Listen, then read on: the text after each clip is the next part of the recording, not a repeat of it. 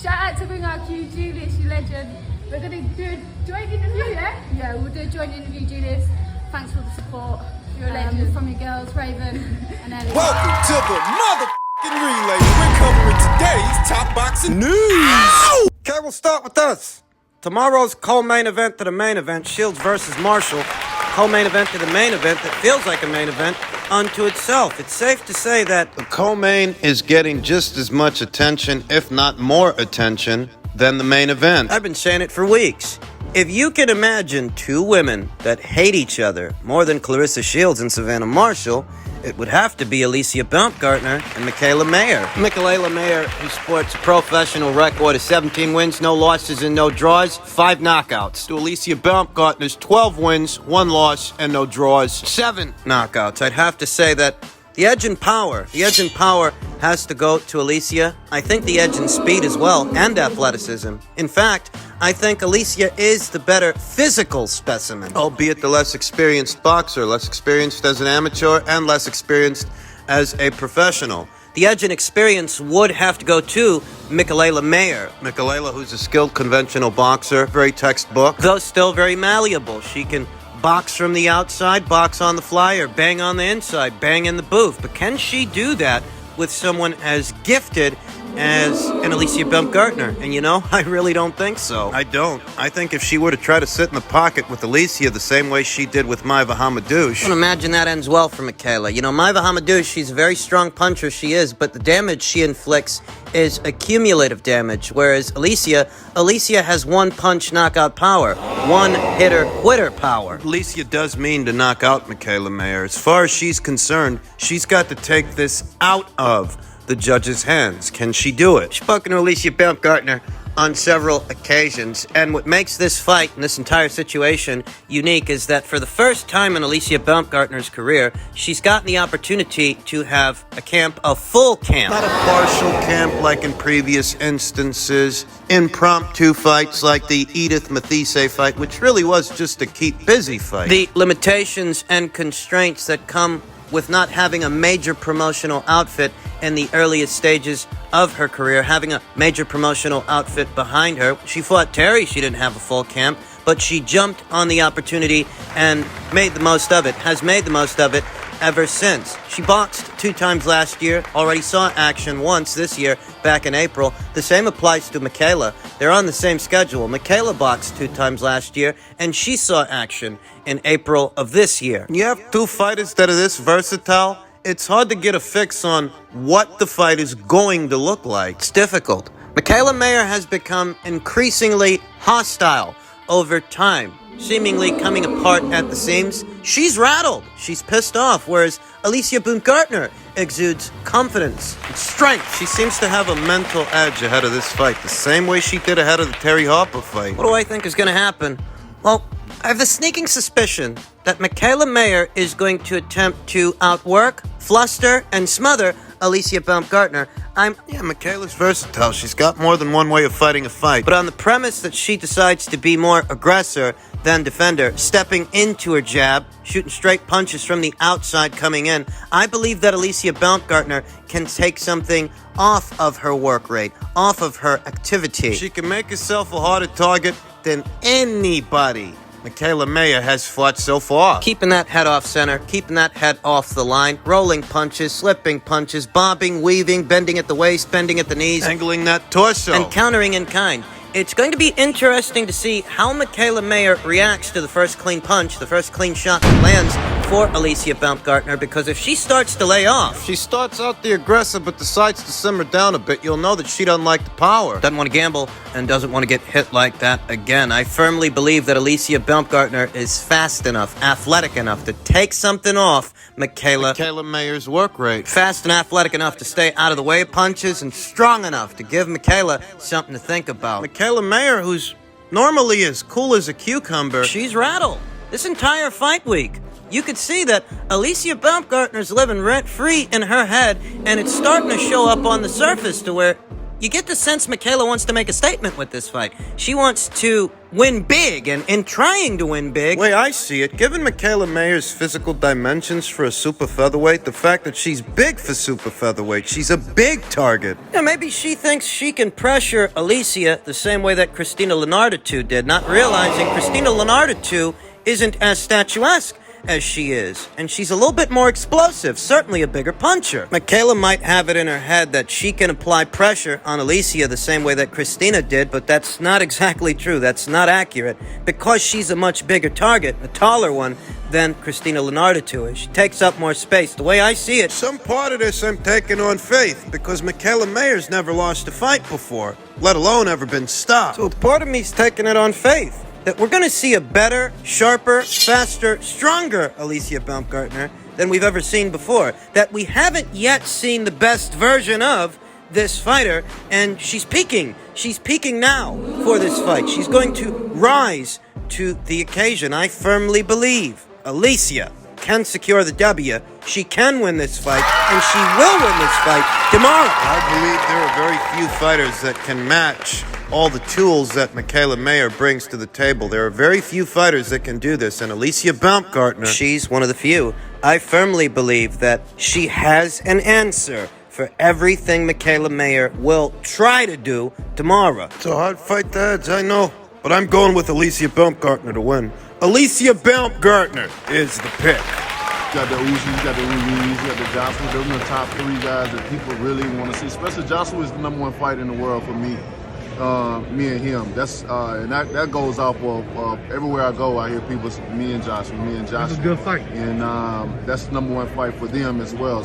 For them. So with that being said, you know, if that's the #1 fight in the world for me to have, that's what I want. That was former WBC champion Deontay Wilder talking about what people can expect to see him do beyond this weekend's Robert Helenius fight that I expect him to win. I expect him to win that fight by way of knockout. His trainer, Malik Scotch, said it's Usyk or Joshua next. I'm not interested in Ruiz or some Chez. Deontay wants to be undisputed heavyweight world champion. It's according to Malik Scott. He's talking about Wilder's PBC stablemates, Andy Ruiz, former unified champion Andy Ruiz, and unbeaten up-and-comer from Cuba, Cuban Flash. Frankie Sanchez. I'm not at all surprised to hear that Frankie Sanchez isn't on Wilder's radar. Why would he be? Frankie Sanchez, he's a little-known heavyweight, doesn't have a big following, obviously doesn't have a belt. There's really nothing in it for Wilder in fighting a guy like that at this stage in his career. I was a little bit surprised to hear what Malik had to say about an Andy Ruiz fight, it being that most people feel Andy Ruiz is what's next. After Robert Helenius, the easiest box office fight to make for Wilder is an Andy Ruiz fight. Andy Ruiz, who reacted to Malik Scotch's comments... Remember what Malik said. They're not prioritizing a Frankie Sanchez fight. They're not prioritizing an Andy Ruiz fight either. Andy himself reacted to those comments with 2 emojis. A man running with a cloud behind him, as if to insinuate that Wilder's running from the fight between them. A Twitter user that goes by the name Alu56 said, how is it ducking you if Wilder wants to fight Usyk for the belts? I'm sure you would do the same thing, to which Andy replied, I understand that part. What will Joshua do for him? Get him more fucking money than you can, that's what he'd do for him. Let's be honest. The commercial value of a Joshua versus Wilder fight greatly exceeds the commercial value of a Ruiz versus Wilder fight. Deontay Wilder's manager, Shelley Finkel, on potentially making the Joshua fight with Eddie Hearn next year, said, the time will come after this Robert Helenius fight. If he's sincere and Joshua wants it, we'll make it. If Deontay does what he's supposed to do, we're ready. I don't think anyone would begrudge Deontay Wilder skipping past a Ruiz fight for a Joshua fight. I don't think anyone would hold that against him. I don't think there's enough of a precedence there to start throwing the duck word around that Wilder's ducking Andy Ruiz. I mean, come on. He's serious. But are we supposed to take these comments from Shelley Finkel, Deontay Wilder, and Malik Scotch? Are we supposed to take these comments at face value? When Eddie Hearn reached out to these guys, they essentially blew him off. Told Eddie that that they were busy. Too busy to have a preliminary conversation about the fight? Too busy to start? It's for this reason I don't want to get ahead of myself with this conversation, because it could just be more of the same. You notice that whenever Deontay Wilder's got a fight, he starts talking about Anthony Joshua. Tyson Fury, he does the same thing. Could be saying this stuff now and proceed with a plan to face Andy Ruiz sometime next year. It's just dangling that carrot in front of the fight fans that still want to see that fight come into fruition.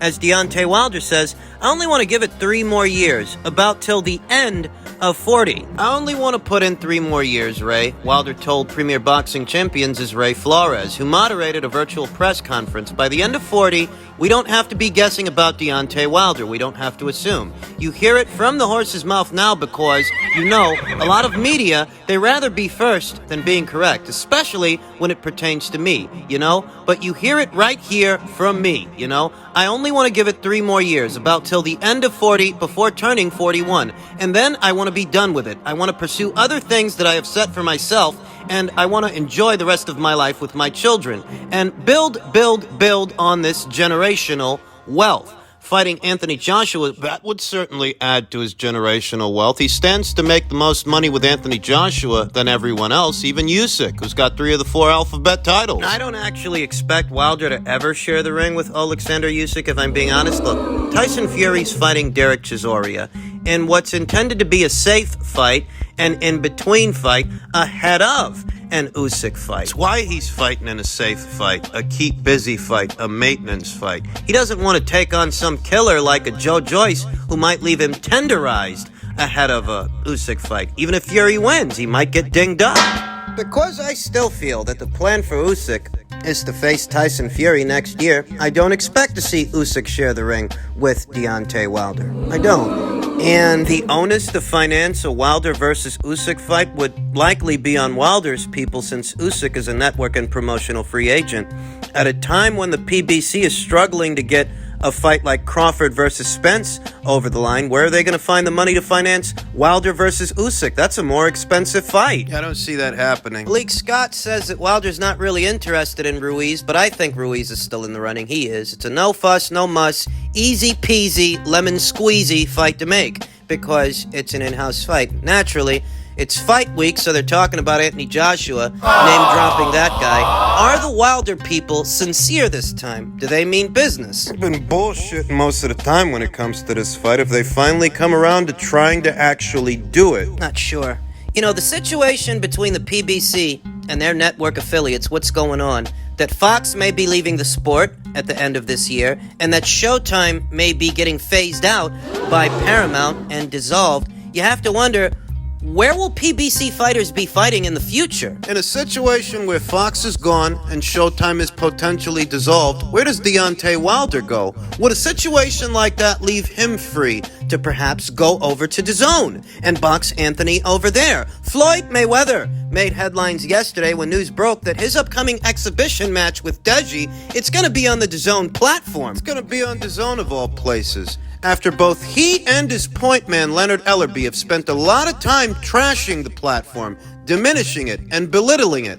That's where he's fighting. Remember what Floyd said. He said real fighters fight on Showtime. So why is he not fighting on Showtime? Because Showtime ain't got no fucking money for nobody, that's why. So does Floyd Mayweather fighting on the DAZN platform herald a potential exodus for at least some of the PBC's fighters should things go sideways? Fox, Showtime. If the doomsday scenario for the PBC's network affiliates, if that comes into fruition, could Deontay Wilder see himself migrating over to DAZN the same way that Floyd Mayweather has migrated over to DAZN? I mean, we could just chalk up these quotes as more of the same from Wilder and his team, always using Anthony Joshua's name ahead of one of their own fights to try and help sell it. It could just as easily be that. It could be. Could very well be. But you also have to consider what's going on with the PBC's network affiliates and how that might affect things for the fighters. We're not going to have those answers here and now, and Deontay's got Robert Helenius in front of him anyway. He's got to get past that guy first before any of this. Before any of this stuff can become a serious talking point, he's got to beat that guy first, and for what it's worth, I think he can. I think he will. I think he's going to smoke Robert. And then we'll see how serious Wilder and his team are, or how serious they ain't, when it comes to making a Joshua fight. You know, speaking of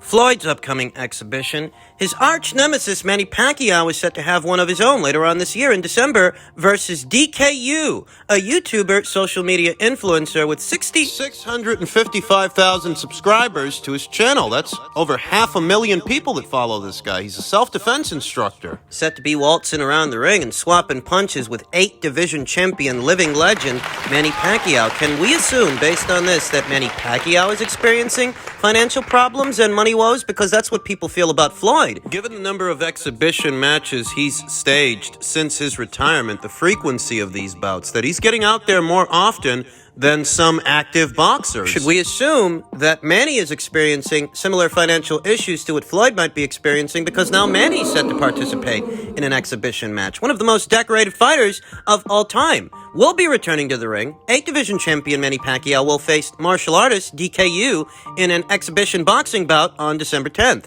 The Triller Fight Club produced fight takes place in Seoul, South Korea. Proceeds from the event will benefit the homeless in the Philippines as well as families in the Ukraine. Before the bout, there will be a press conference in California on October 13th around 8:30 p.m. That was yesterday. They already staged it. Wait a minute. Didn't Dan Raphael say that Triller was all but done staging events? They were done in boxing? Didn't he say that a few weeks ago? Yes, he did, and it appears that intel didn't check out. Kind of like his recent intel on what the Canelo versus Golovkin trilogy did on pay-per-view. He said it did a little over 500,000. That intel didn't check out either. DAZN themselves publicly stated it did over 1 million. It seems that Dan Raphael's sources, since having left ESPN, they really aren't what they used to be. He's the one that said that Triller was all but done in the sport and they weren't going to be staging fights of any kind anymore. Yet here they are with Manny Pacquiao. Better get his money up front. That's all I have to say about that. I didn't forget they stiffed Sergey Kovalev. I remember hearing that